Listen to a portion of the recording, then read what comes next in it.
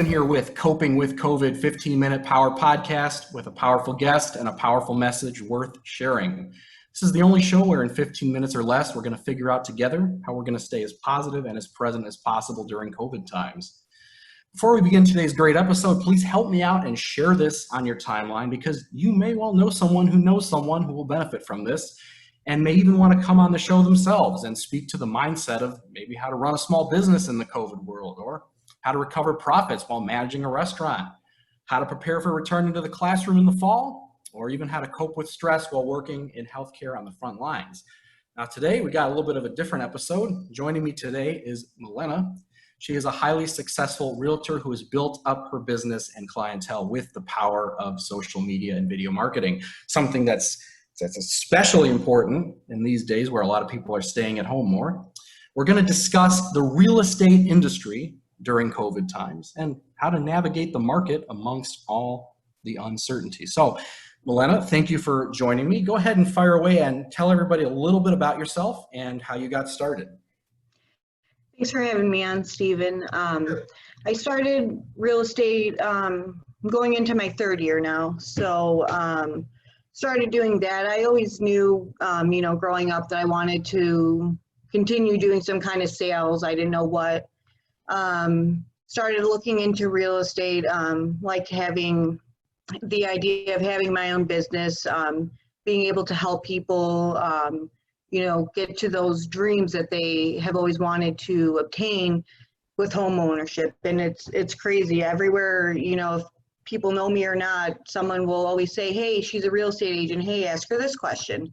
And everywhere I go, it's always a topic, and everyone always wants to buy something. They want to refinance, or their friend's cousin is looking for, a real estate agent, and they don't always have to use me necessarily, but, I can get them in contact with people, or I can, give them some kind of advice or, what I've went through. So I kind of just really like being able to help people, especially that I see so many different scenarios now being in the industry, that I could, kind of explain that, and that they're not running into this thing blindly, because buying real estate is one of the biggest purchases that, someone will have to deal with in their lifetime. Absolutely. Absolutely. Now, it's very interesting because, as I said in the intro, real estate, when you're an agent, it was always a good idea to market online, but now with a lot of people still staying at home, a lot of people, especially, in the last few months, moving a little bit differently now, at least for Illinois, but correct me if I'm wrong, but real estate was never, you all were still working through all of it, correct? Yeah, the entire shutdown and everything, we were still considered essential. So I was out showing. It did slow me down for a little bit in the beginning, maybe for, I would say, a month, but right after that, I've come in full force.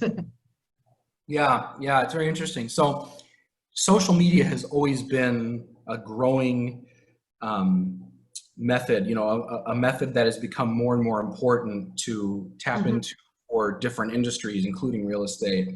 But now I feel like this sort of boosted that even more, in the sense that people, everybody's on there anyway. And, if you can target your audience and say, hey, are you interested in, are you looking, buying, selling right now? Because a lot of people, for example, take going to a showing, that's an in-person thing, but some people weren't, they didn't want to do an in-person showing. There's been virtual tours.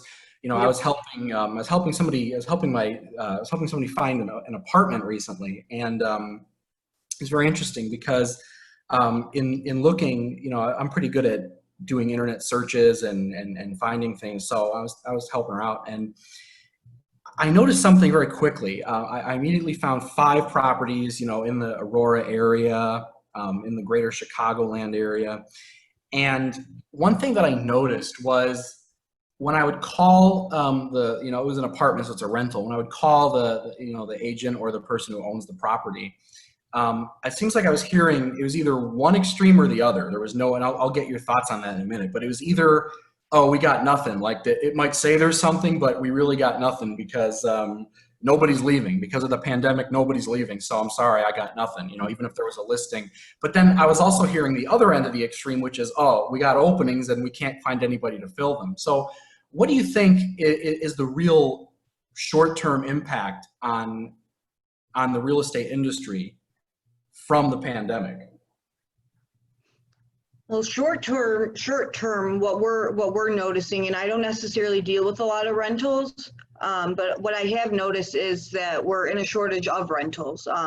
Just as far as getting office calls and people wanting to find a rental, and I don't have anything to share with them, but I will give them like a list of landlords and tell them, hey, maybe call them at the beginning of the month because that's when they'll have openings. I've seen it where there is less available, and that's the same thing with the housing market and homes for sale too.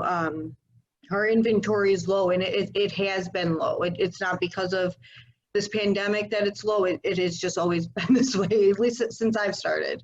And that type of thing is driving up prices and everything, and we're getting into these situations where people need to find a place to buy or rent, and there's absolutely nothing for them to find, and they're going to have to stay put. And a lot of the issue too that we're seeing is people are trying to get into a home that's in a certain school district too before school starts. So we're seeing a lot of that, people are scurrying around but can't find what they need.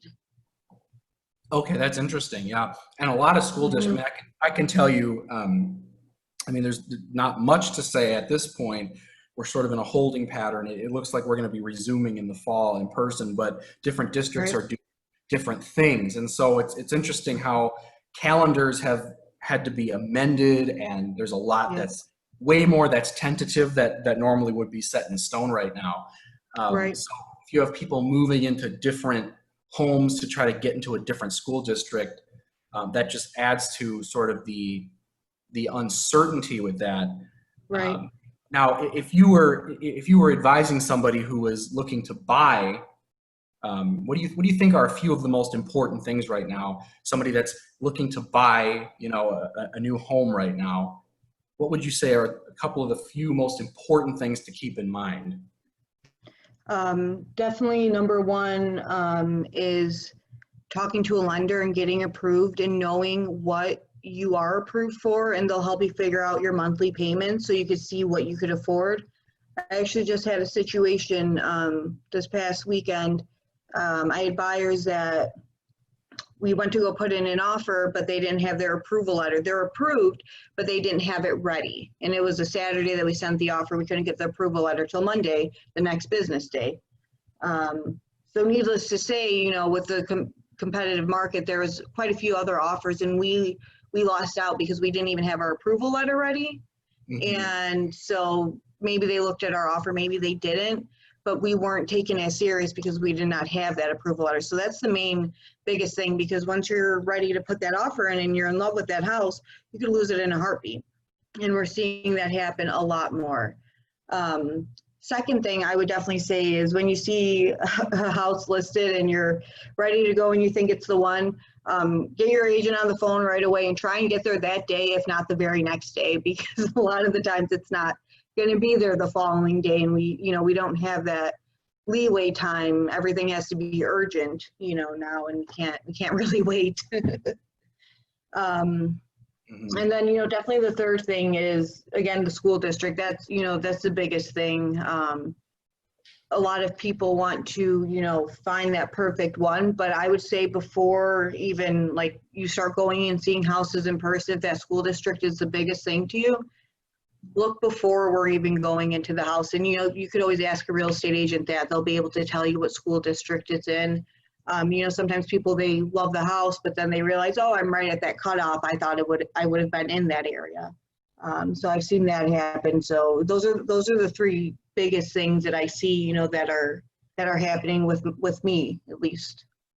Yeah, absolutely. That's really powerful. Thank you for sharing that. And I think that because real estate is such a big decision, it's such a big investment, and moving is very stressful just even without the COVID situation. And really important that people make a good informed decision, even if they're at a place of urgency, because right now, Milena, we're in a place where people are making impulse buying decisions. Yes.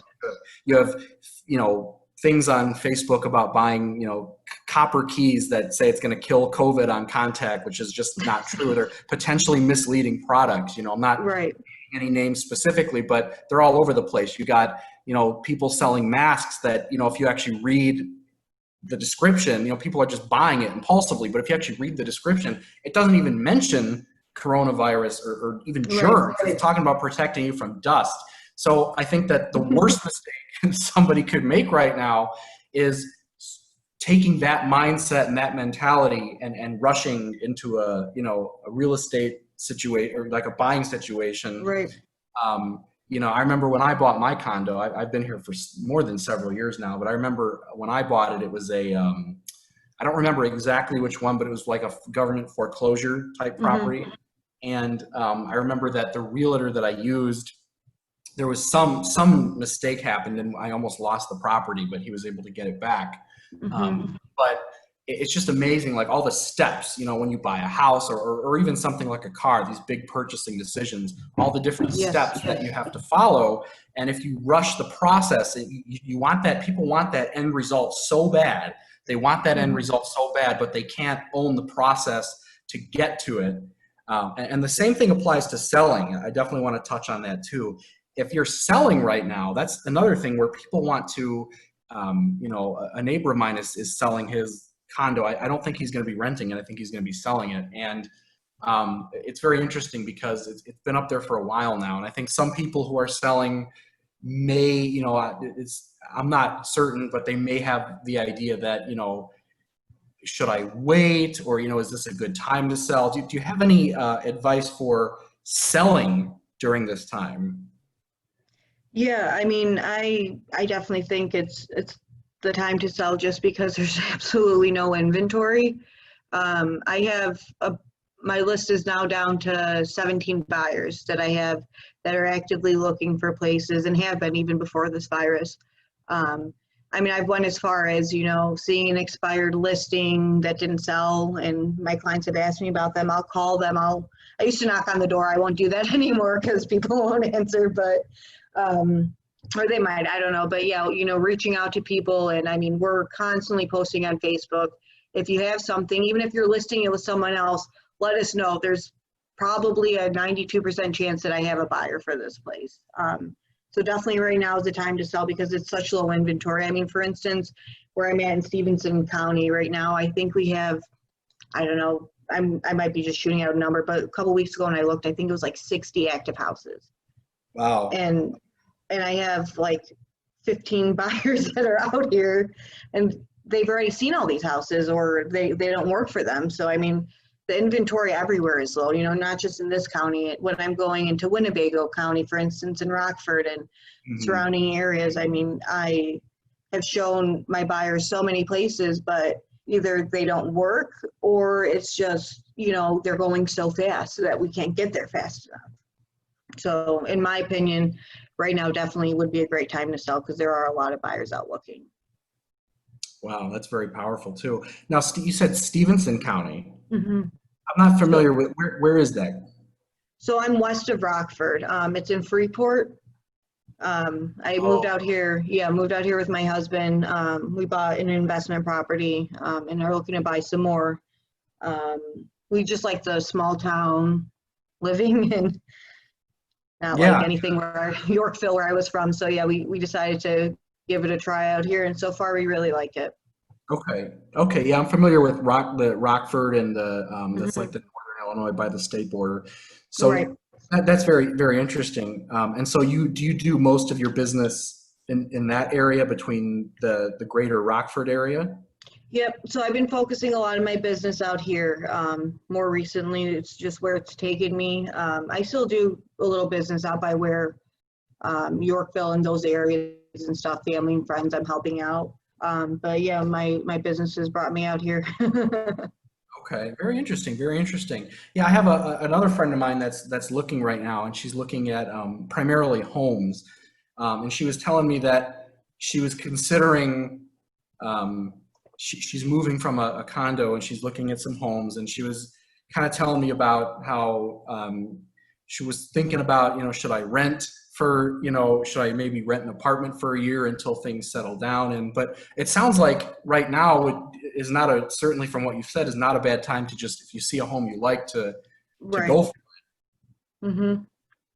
it. It sounds like this is a good time to, and do you think how do you think the pandemic has affected pricing? Value, I Definitely should. what I've seen, value has gone up, definitely. I don't have the exact numbers in front of me. I can see if I can pull them up, but they have gone up.